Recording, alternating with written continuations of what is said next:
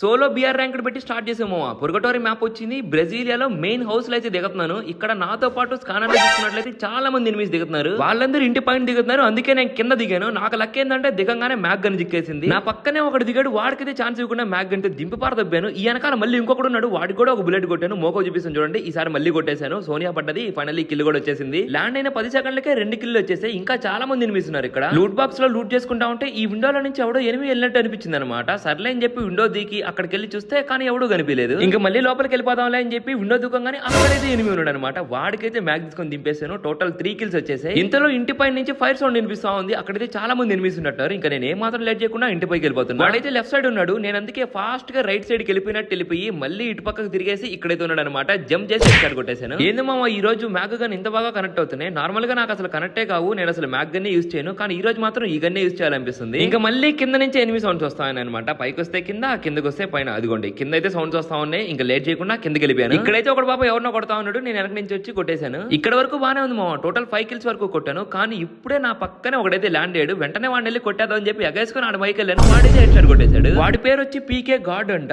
వాడు గుడ్ ఆటలో కొట్టాడో లేకపోతే డ్రాగ్ లేపడో తెలియదు కానీ మరీ దారుణంగా బైజాన్ తో హెడ్ షాట్ కొట్టాడు. మ్యాగ్ తో మంచిగా ఆడుతా ఉంటే సడన్ గా వచ్చి నన్ను కొట్టేశాడు అనమాట. వాడే కాదు నేను కొట్టిన ఇంకొక ఇద్దరు కూడా సేమ్ మళ్ళీ అక్కడే ల్యాండ్ అయ్యారు. నేను కూడా రివెంజ్ కోసం మళ్ళీ ఆ హౌస్ లోనే ల్యాండ్ అయ్యాను. ఇందుకే నేను మళ్ళీ దిగి వాళ్ళందరినీ కొట్టానా లేదా తెలుసుకోవాలంటే ఫుల్ వీడియో చూడాల్సిందే. మన ఛానల్లో ఫుల్ వీడియో పెట్టున్నాను. కింద లెఫ్ట్ సైడ్ లో ఒక ప్లే బటన్ ఉంటుంది. దాన్ని క్లిక్ చేస్తే ఫుల్ వీడియో వచ్చేస్తుంది. అండ్ ఇంకా ఈ షార్ట్ వీడియోకి లైక్ చేయకపోతే ఇప్పుడే లైక్ చేసి మన ఛానల్ ని సబ్స్క్రైబ్ చేసుకోండి.